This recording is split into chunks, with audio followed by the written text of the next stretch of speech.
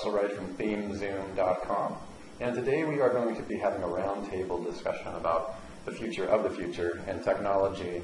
I'm speaking to business owners, not just SEO optimizers, search engine experts. I'm talking also to marketing consultants as well as your average business owner on the street, whether you have a small shop where you're using local search or you haven't used local search yet, or whether you're a major Fortune 500 company that's wondering what the heck's going on over in your search engine department and your marketing department and how to get all the dots to connect. There's one thing that we all share regardless of what level of business we're in, and it's like, what the heck is going on with technology, the internet, the web, Web 2.0, social media? How do you deal with the incredible attention deficit disorder that both you and your employees are facing? In other words, how do you make decisions? How do you put your chips on the right place in the table at the right time? Also knowing that every business owner has a different place where they honestly, based on their business model, should be placing those chips. In other words, how do you determine which marketing channel, online and offline, you really need to be working with, and how do you assess that? Well, we've been working on these types of technologies, these vertical online market analysis type technologies, and also we have Domain Web Studio. We have Matt DeCruz from Domain Web Studio, who's really been a mentor for me when it comes to accountability and calculating the numbers and what we call business mastery, so that you actually know exactly where your numbers are in your marketing campaign, and you can be accountable for conversion.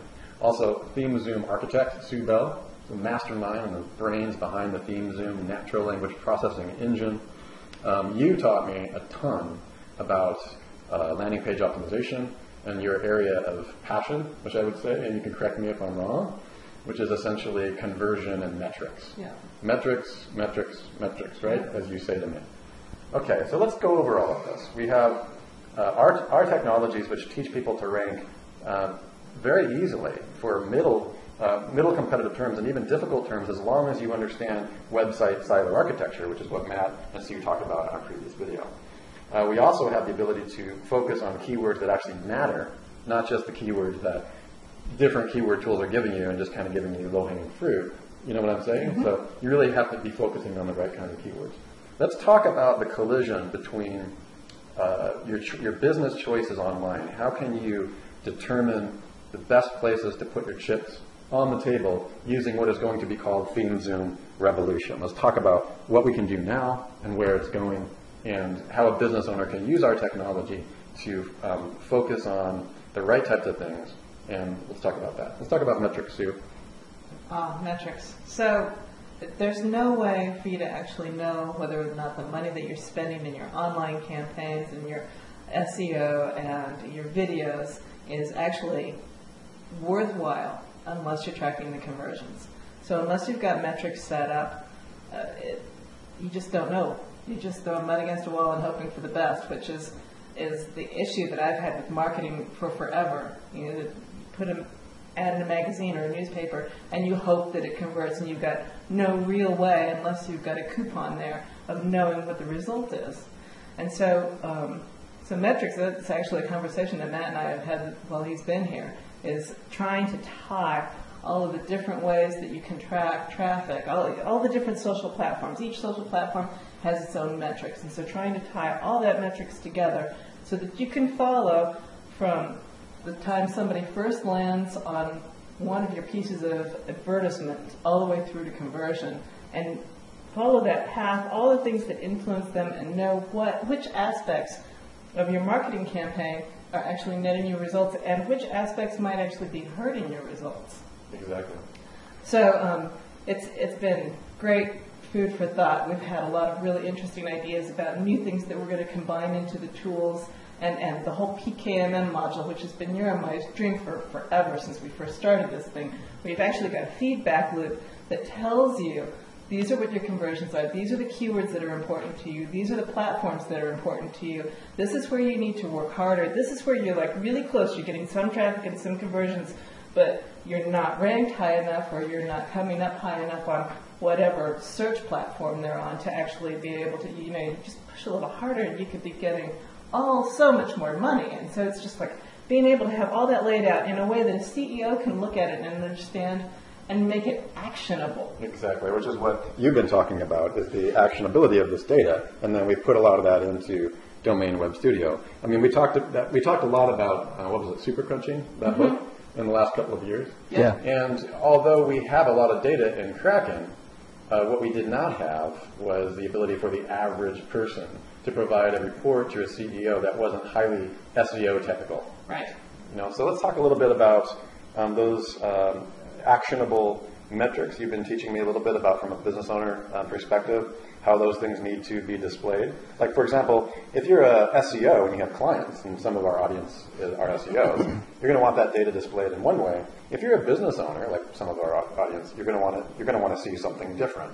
So what kind of tools are we providing, as we move forward in this development project for the average person to get the numbers?